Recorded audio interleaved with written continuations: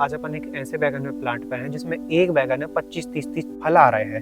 Live proof आप देख सकते हैं। ऐसा नहीं कि एक पौधे में ऐसे फल लगे हो।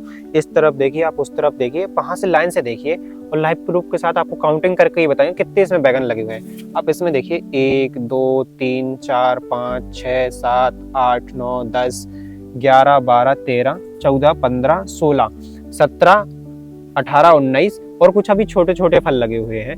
नमस्कार किसान भाइयों, जय श्री राम। आज की इस वीडियो में आपका स्वागत है बैगन की खेती के बारे में। बैगन की उन्नत खेती कैसे करें, कौन कौन सी अपन को वैरायटी लगाना चाहिए, अच्छा उत्पादन टनों में क्विंटलों में कैसे उत्पादन ले।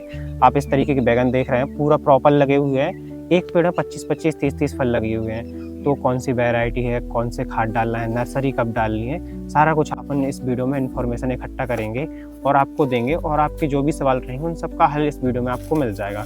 तो सबसे पहले तो आपका बहुत बहुत स्वागत, बंधन अभिनंदन। तो अपने साथ इंडिया एग्रो केमिकल से रवि पटेल जी हैं जो अपन को सारी कुछ इन्फॉर्मेशन देंगे कि कौन सी वैरायटी है। तो सर, सबसे पहले तो मेन सवाल आता है, ये वैरायटी कौन सी लगाई है? तो नमस्कार किसान साथियों, मैं रवि पटेल आपका हार्दिक स्वागत करता हूं।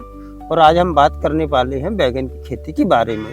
तो अभी पूरे देश में बैगन की खेती होती है। तो अब सबसे पहले वैरायटी की बात आती है कि अलग अलग क्षेत्रों में अलग अलग वैरायटी भी चूज करते हैं। कहीं काला बैगन चलता है, कहीं लम्मा बैगन चलता है, कहीं कोई सा भी बैगन चलता है, कहीं बड़ा बैगन चलता है। तो लगभग ये जो बैगन है वो सभी जगह चलते हैं। तो अलग अलग क्षेत्रों के लिए अलग अलग वैरायटी भी चूज करते हैं। कहीं कहीं क्षेत्रों में एक सी वैरायटी चलती है।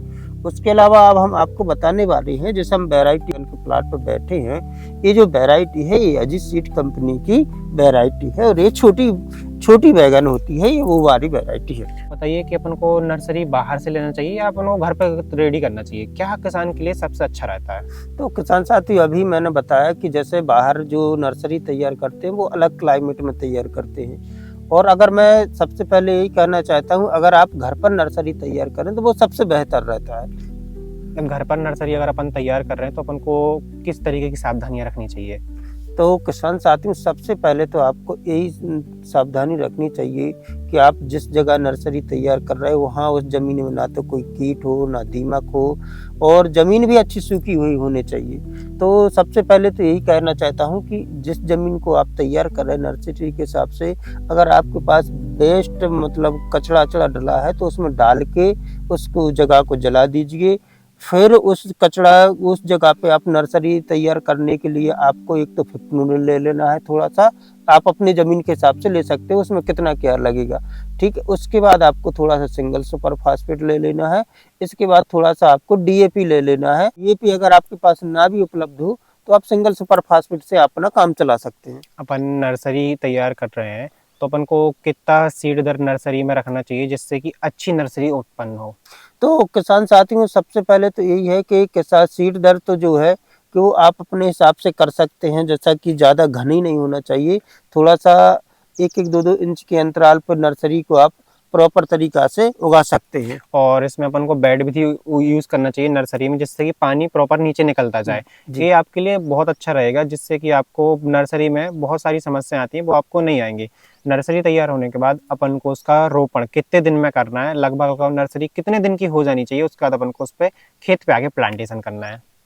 तो किसान साथियों, सबसे पहले तो मैं यही चाहता हूँ कि बैगन की जो नर्सरी है वो थोड़ा सा आपको हार्डनेस करवा के लगानी चाहिए। जैसे कि 35 से 40 दिन की या 45 दिन तक की अगर आपकी नर्सरी हो जाए तो उस नर्सरी को थोड़ा सा हार्डनेस कहते हैं।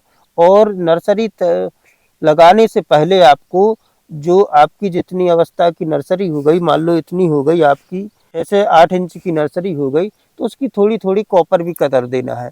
और उसके बाद उसको 3-4 दिन तक उसमें पानी नहीं देना है। फिर उसके बाद आपको करना क्या है कि उसमें थोड़ा सा पानी देना है और उसको उखाड़ के दूसरी जगह लगा देना है। उसका फ़ायदा क्या होता है मैं आपको बता देता हूँ कि जब आप थोड़ी सी बैगन की हार्डनेस नर्सरी लगाते हैं तो आप देख सकते हैं कि उसमें आपका दवाई का खर्चा, इंसेक्टिसाइड बहुत कम आते हैं। बेसल डोज में क्या आपको खाद रखना है ऐसा जिससे कि अच्छी ब्रांचिंग निकले? तो किसान साथियों, अब आती है बात काय की नर्सरी तैयार हो गई। अब आपकी आती है ज़मीन तैयार करने की और मल्चिंग तैयार। जैसे अगर आप बिना मल्चिंग की कर रहे हैं तो उसमें भी कौन सा बेसल डोज डालें, और अगर आप बिना ड्रिप की खेती कर रहे हैं तो उसमें भी आपको कौन सा खाद डालना चाहिए, को बेसल डोज में लेना क्या है। तो किसान साथियों, सबसे पहले तो आपको सिंगल सुपर फास्फेट लेना है, म्यूरेट ऑफ पोटाश ले लेना है। इसके बाद अपना आता है साइनोवाल और डायमंड। इन सबको आपको मिक्स करके दे देना है, और साथ ही साथ में 1 बोरी पर एकड़ के हिसाब से आपको DAP। और इसके बाद आपको इसी बेसल डोज के साथ साथ आपको अच्छी सड़ी हुई गोबर की खाद जमीन में मिक्स करवा देना है। बेसल डोज की बात होगी। अब थोड़ा सा जब पौधा वृद्धि लेता है तो उसमें कौन कौन से न्यूट्रिएंट्स, कौन कौन से खाद की आवश्यकता होती है, उस पर कौन सा स्प्रे करना चाहिए जिससे कि जल्दी से पौधा अच्छा ब्रांचिंग लेके और अच्छा फूल फराव देने लगे। तो सबसे पहले तो किसान साथियों को मैं यही कहना चाहता हूँ, अगर आपके पास 15 से 20 दिन की आपकी रोपाई हो चुकी है बैगन की, तो सबसे पहले आप उसमें चलाना है अपना ये बाम गोल्ड। ये जो बाम गोल्ड है इसको तो आपको चलाना ही है कि किसी भी एनी हाउ कंडीशन पे। उससे फ़ायदा ये होगा कि आपका बैगन बहुत जल्दी जड़ पकड़ेगा, बहुत जल्दी जड़ फटाव करेगा, बहुत जल्दी आपका ब्रांचिंग भी लेगा। ठीक है, फिर उसके बाद आपको देना है अपना डायमंड। 4 से 5 पहले इसको चला देना है, फिर 4 से 5 दिन बाद आपको डायमंड दे देना है ड्रप से 500 ग्राम पर एकड़ के हिसाब से। अगर आपकी ओपन फील्ड है तो उसी हिसाब से आपको खाद मेंशन करके उसको भी दे देना है। ठीक है, इसके बाद आपको हल्का फुल्का स्प्रे करना है, जब है चौकीदार, एक चमक और एक अपना वाइट बीटा। इसका आपको फर्स्ट स्प्रे कर देना है, क्योंकि बैगन का एक ही होता है, सबसे मेन ज़्यादा लगती है इसमें वाइट फ्लाई।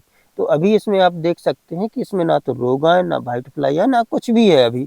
और दूसरी बात, अपन इसमें इंसेक्ट वगैरह आते हैं जो सबसे ज़्यादा बैगन में आपने देखा हो कई बार कि अगर बैगन में 10 फल लगे हुए तो उसमें से 5 फल में इल्ली आपको 100% मिलेगी। तो अभी जिस प्लांट पे अपन है इसमें एक भी इल्ली नहीं है, तो इसमें आपने कौन सा ऐसा स्प्रे करवाया था जिससे आपको एक भी इल्ली बैगन में नहीं दिख रही है? तो किसान साथियों, अभी तो इसका स्प्रे जो चल रहा है वो चल रहा है चौकीदार का, अटैक का, और इसके साथ साथ अपना आता है प्राइमो सुपर, और इसके साथ साथ इसमें चलता है अपना प्रोटा का स्प्रे। इसका आप कंटिन्यू मतलब 2-3 से 4 दिन और 5 दिन के अंतराल से बदल बदल के आप ये स्प्रे करते रहें। अभी ये सब अपने शेड्यूल की बात हो गई। अगर अपन फसल को 1 साल या 1.5 साल लगभग 10-15 महीने अगर अपन को रेगुलर फसल को चलाना है तो उसमें अपन को कौन कौन सी सावधानियां रखनी चाहिए? आपको लॉन्ग ड्यूरेशन फसल चलाना है बैगन की। लगभग किसान लोग 1 साल तक चलाते रहते हैं, 6 महीने तक चलाते रहते हैं, जिससे उनको काफ़ी मुनाफा होता है। तो सबसे पहले आपको तो यही ध्यान रखना है कि ये जो आपको स्प्रे प्रॉपर देना है, और ये जो बाम गोल्ड आता है इसको हर 1 महीने के अंतराल से आपको चलाते रहना है। इससे आपका होगा क्या कि पौधा भी अच्छा बना रहेगा, ग्रोथ भी अच्छी रहेगी, ब्रांचिंग भी अच्छा रहेगा, और सबसे खास बात ये रहेगी आपकी कि जो भी आप खाद देते हैं, आपकी रूट ओल्ड हो जाती है, वो खाद को ले नहीं पाती है, बेस पड़ा रहता है खाद। जैसे ही ये बाम गोल्ड चलेगा, आपकी फसल कितने भी दिन की हो, कैसी भी हो, आप उसको ले मतलब जब आप इसको देंगे तो पूरा खाद को घुलनशील बना के और पौधा तक पहुंचाने लगेगा, जिससे आपका पौधा कंटिन्यू काम करना चालू बना रहेगा और आपको प्रोडक्शन भी देता रहेगा। कई बार क्या समस्या आती है कि फूल तो लगता है बैगन में, प्रॉपर फूल आते हैं, एक उसमें गुच्छे में 8-10 फूल लगते हैं, लेकिन उसमें बैगन एक ही लगता है। तो आप ऐसा बताइए कि कम से कम अगर 8 फूल लग रहा है तो उसमें 3 से 4 बैगन तो लगने चाहिए। तो इसके लिए अपन को क्या करना चाहिए? एक तो होता है फंगीसाइड, जो कि अभी गर्मी के समय में आपको मेटालैक्सी के नाम से आता है अपना, तो उसको दे देना है। ठीक है, दूसरा अपना आता है बूमर। तो बूमर को आप जब भी स्प्रे करोगे तो देखना आपके जितने भी फूल आ रहे हैं ये पूरे सारे के सारे फूल फल में कन्वर्ट हो जाएंगे, जैसा कि आप उसमें देख सकते हैं। बूमर का काम एक ही रहता है कि जितने फूल आएंगे उसको फल में कन्वर्ट करते रहना।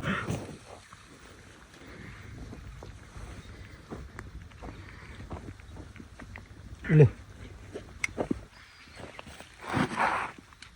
एक शॉर्ट वीडियो से निकाल नहीं, शॉर्ट निकाल ले, शॉर्ट ज़्यादा चलाते हैं, थोड़ी देखा था शॉर्ट में अच्छी चलाते हैं।